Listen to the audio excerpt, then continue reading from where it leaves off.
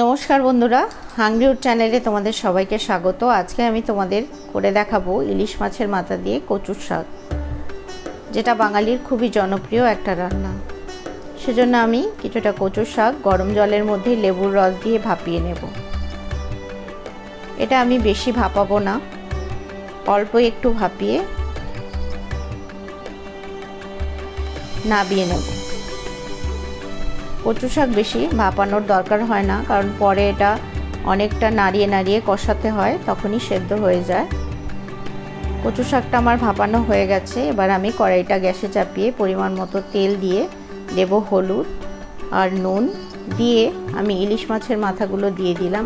আমি ইলিশ মাছের মাথাগুলোতে আগের থেকে নুন হলুদ না মাখিয়ে এইভাবেই আমি ইলিশ মাছের মাথাগুলো কড়া করে ভেজে নেব।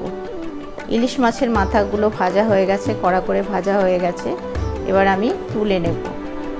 তুলে ওই তেলের মধ্যেই দুটো টুকরো করে রাখা তেজপাতা, গোটা শুকনো লঙ্কা আর কিছুটা কালো জিরে দিয়ে ফোড়নটা ভাজা ভাজা হলে জল ঝরিয়ে রাখা কচু শাকগুলো দিয়ে দিলাম।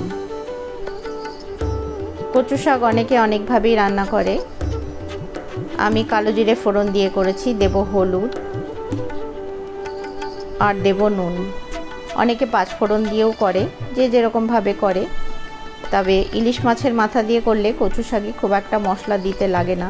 আমি 5 মিনিট মতো ঢাকা দিয়ে এটাকে রান্না করব। রান্না করে ঢাকাটা সরিয়ে নিয়ে একটু নেড়ে দেখে নেব। এই পর্যায়ে আমি ইলিশ মাছের মাথাগুলো দিয়ে দেব। ইলিশ মাছের মাথাগুলো দিয়ে দিলাম, আর দিলাম বেশ কয়েকটা চেরা কাঁচা লঙ্কা। কচু শাক একটু ঝাল ঝাল ভালো লাগে। আর দেব নারকেলের দুধ।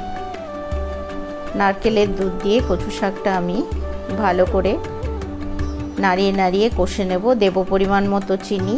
চিনি যদি কেউ খেতে না চাও তাহলে সেটা স্কিপ করতে পারো। ওপর থেকে কাঁচা সর্ষের তেল দিলাম। কাঁচা সর্ষের তেল দিয়ে খুব ভালো করে নাড়িয়ে নাড়িয়ে আমি এটা কষে নেব। রান্নাটা যদি তোমাদের ভালো লেগে থাকে তাহলে চ্যানেলটা অবশ্যই সাবস্ক্রাইব করবে, আর লাইক কমেন্ট করে অবশ্যই আমাকে জানাবে কীরকম লাগলো তোমাদের আমার এই কচু শাক রান্নাটা। কচু শাকটা নাড়িয়ে নাড়িয়ে কষিয়ে নিলাম। কচু শাকটা তেল ছেড়ে এসছে। কচু শাকটা আমার রেডি হয়ে গেছে। ওপর থেকে কিছুটা নারকেল কোড়া ছড়িয়ে আমি কচু শাকটা সার্ভ করে নিলাম।